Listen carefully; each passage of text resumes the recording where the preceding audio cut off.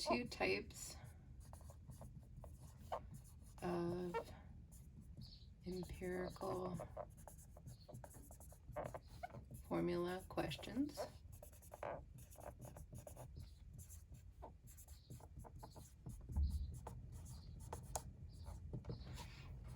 And the first one is going from percent mass to the empirical formula. Right? Yes, Leah, I'm sorry. Is there any way you can record this, or? I am recording.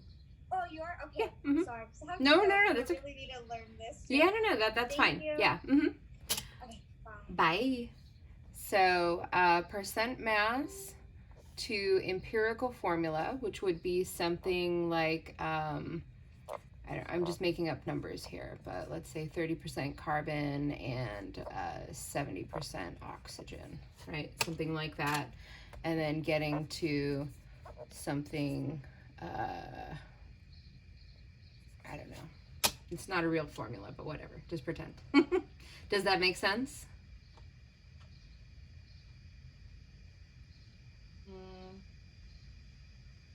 Okay, so you're just making up a formula at the end? Yeah, so what I'm saying is there's two different types of problems. One of them is going from the mass percent of the elements to the empirical formula. And the other one is going from the empirical formula to the mass percent of the elements. Right? Which is literally just the opposite direction. Does that make sense? Yeah. Cool. So let's go through a representative problem of each one of those types. So we have... Professor, you said it's going to be recorded, right? It is being recorded currently, yes. Okay, thank you so much. I just have to leave to my kids' room. No problem. That's fine. I'll be listening to it. Okay, sounds good. Okay. So I think this one is a little bit more challenging, right? So let's start with this one. So let me grab an example because I can't make these up and have them actually work out correctly. There's actually, I think on number 29 in the practice exam, there's an example there. Yeah, but that one's 3 atoms. I'm not going to give you 3, so I'd rather do one that's more what you can expect to see. Does that make sense? Yeah, thanks. Yeah. So, okay. A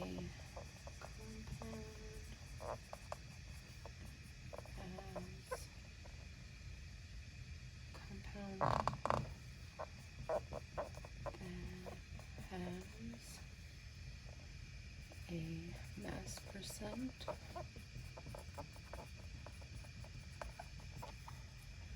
of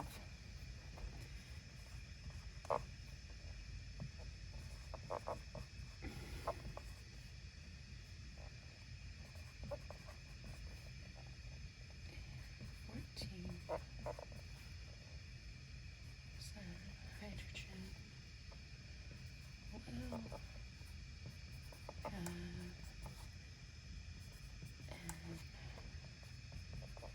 an empirical formula of blank.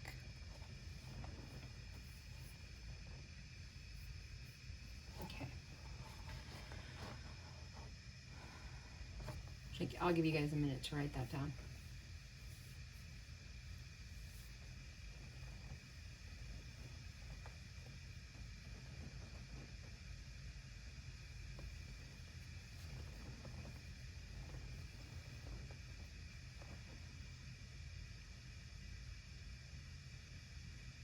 Y'all ready?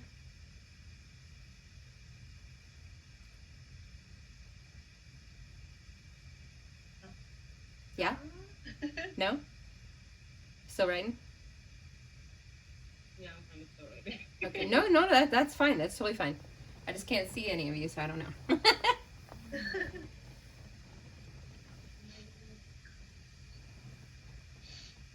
That wasn't a guilt trip. Sorry, Aussie. I'm like, I can't see you. Oh, like mine. I'll put it on.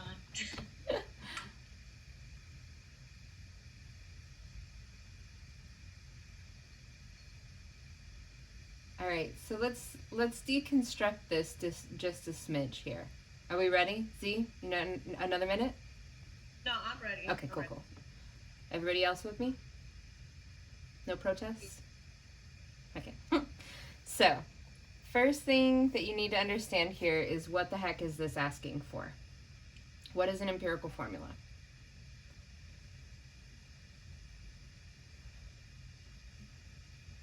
I think it's asking for the compound formula. Mm-hmm. Yeah. Together. Absolutely. So what it's looking for specifically is what are the X and Y here, right? So this is our chemical formula. We already knew about the chemical formula. This is just a particular flavor of the chemical formula, right? So when you see empirical formula, this isn't something new, right? It's something we've already talked extensively about, which is the chemical formula for the compound, right? Specifically, the empirical formula is the lowest possible whole number ratio, right? And I'll talk about what that means in just a second, okay? So what we want to do is figure out how many atoms of carbon there are and how many atoms of hydrogen there are, okay? So to start off, what we always do is we pretend like these percentages, like these percentages are grams, right?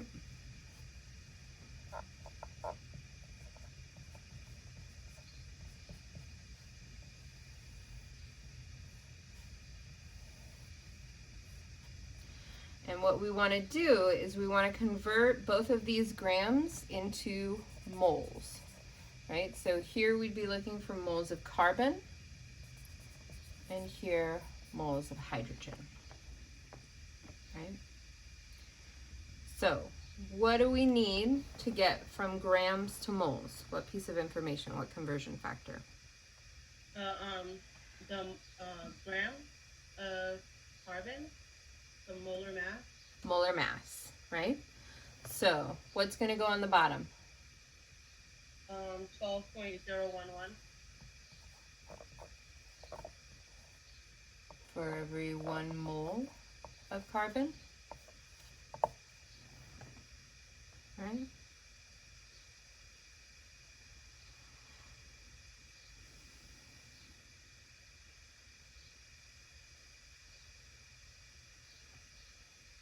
What about this one? 1.008.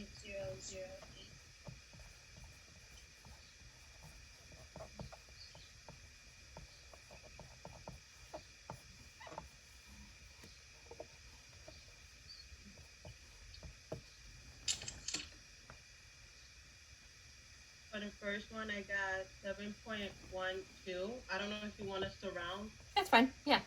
Do you want us to? Yeah, that's good. Okay, so if we're rounding, then it'll be 7.13. Cool.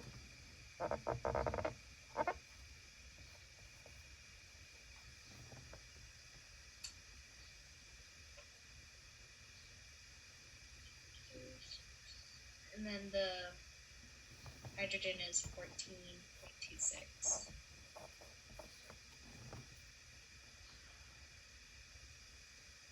Everybody comfortable with that part? Yep. Cool. Yeah. Now, we take the smallest number of moles and divide both of them by that number, right? So which one is the smallest? 7.13. Mm-hmm.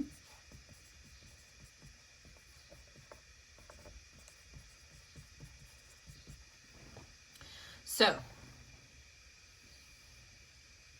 That'll be 1. yep.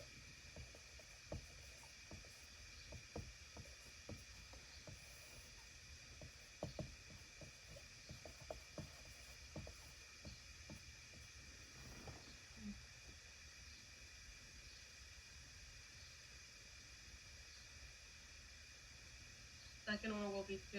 Mm-hmm.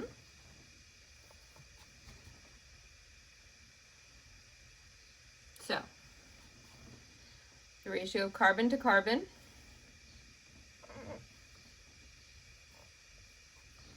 is 1. We don't have to write the 1, but I'm just writing it in for emphasis, right? So, this number went here.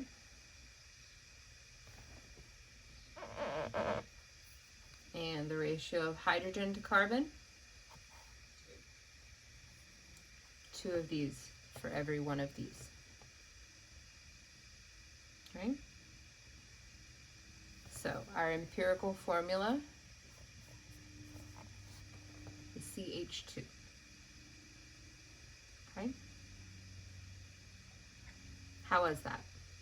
That's not too bad. That one was good. Not too bad. So that's the kind that you could expect on the exam, right?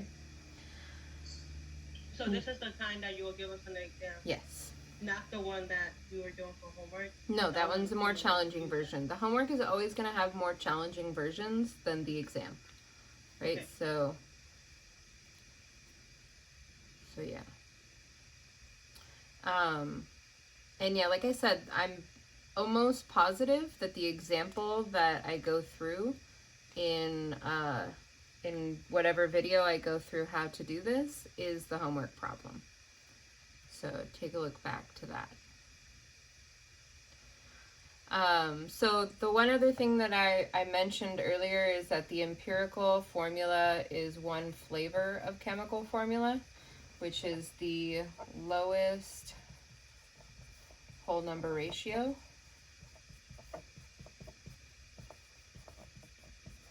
So what the heck does that mean?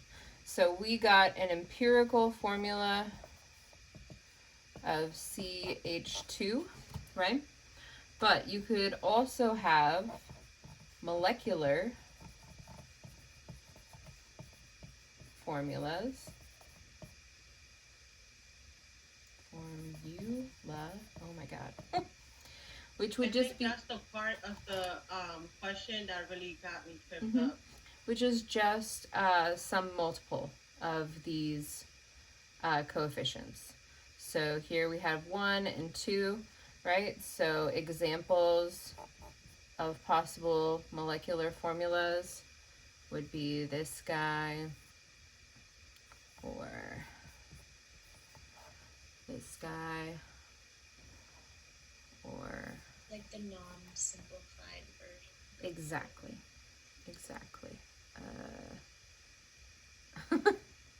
My brain is real bad. Okay, I got it.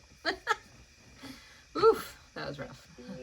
CH2 is the empirical formula. Yes. Would the molecular formulas just be like, that just means that there's a whole bunch of intermolecular forces? No. Combining them together? So this is the empirical, which is just a fancy way of saying that it's the smallest ratio. So it looks like... Okay, but it has like...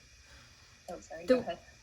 I'm sorry. No, you were asking questions. Go ahead. So let me just interrupt real quick. So the empirical, this idea of the word empirical is usually used to mean like a reference point, right? So an empirical formula is like the reference point for all of these other molecular formulae, right? Does that make sense? Yeah, so it's just like, it doesn't have anything to do with bonding. Nothing. Like the molecular formula. Nope. Okay. Yeah. What I see with the molecular formula, it looks like it's being multiplied by 2s, right? This one was multiplied by 2. This one was multiplied by 3. This one was multiplied by 4, right? Any of these would be examples of the molecular formula, right? We could do that on and on forever, right? So again, these aren't the only molecular formulas that we could derive from this empirical formula. They're just a few examples, right? Does that make sense? See? Yeah, I got it now. Thank Cool. you. Mm-hmm. How are you feeling about this? A little better? Yeah, it's easier than the other things, the molar mass conversion atoms and all of that. Yes, I agree, but it's just one of those things that, like, it takes a minute to click, right? So I just want to mention that this idea of going from the molecular formula to the empirical formula or vice versa is another thing that I believe is on the exam. I think I remember it being on the practice exam. Am I wrong on that?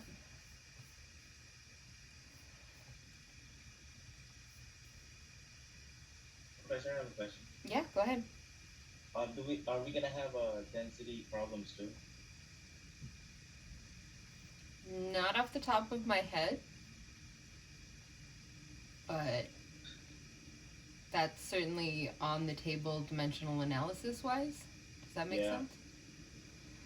Why are the density problems wrapping you up? I was working on your practice exam. Oh, okay, I see. Yeah, I mean, it's possible, but not likely, if that makes sense. Yep. Yeah. Okay. Mm-hmm. Thank you. All right, so may I erase this? So this is one type of problem that you could see. And then the other type of problem would be going from the empirical formula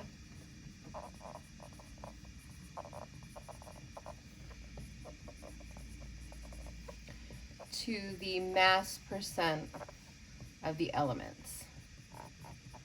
And like I said, I think this one's even easier, hopefully. So in something like this, you would be given a formula, chemical formula like this, right?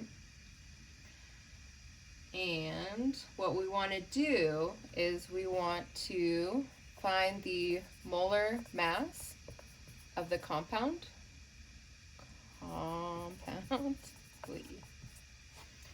Right? So what would the molar mass of this guy be?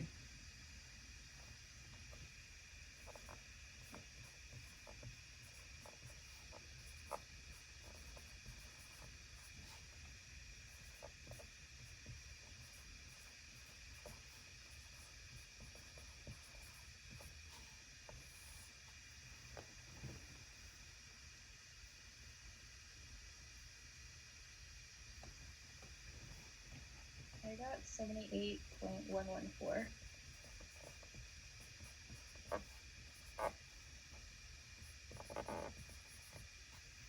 Anyone else want to back her up on that?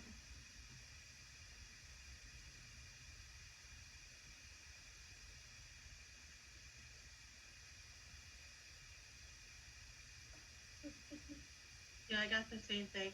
Perfect. So we have the molar mass of the compound, and what we're going to do is we're going to take the mass of each atom, right? So the mass of all of the carbon atoms, and divide it by the molar mass of the compound, and multiply by 100. And this will give us the mass percent of carbon.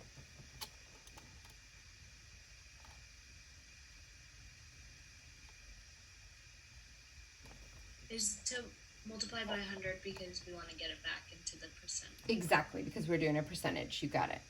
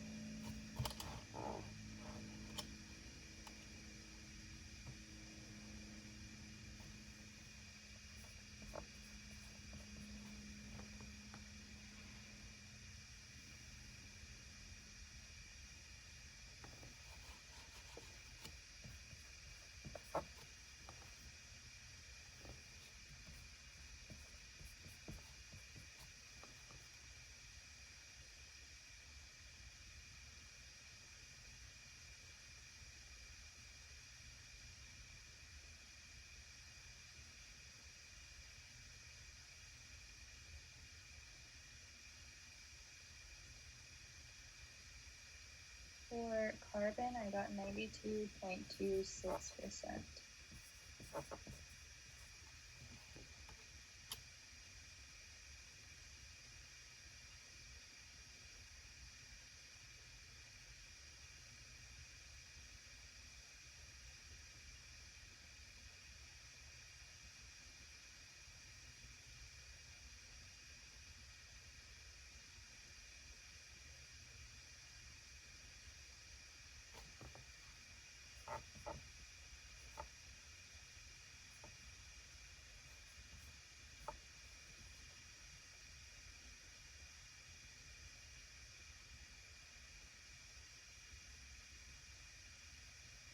Did I do good? Yeah. I did brain math. It's dangerous.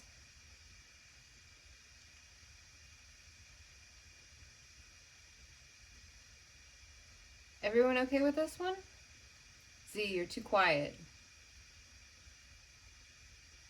Yeah, I'm okay with it. I just was making sure that I was putting it in the calculator right. Okay. Yeah, so the most important thing for the mass percent, and the thing that students forget most often, is making sure you have the number of each atom represented, right? Because we're literally looking at the mass of carbon divided by the mass of the total compound, right? So we need to include all of the carbons. Does that make sense?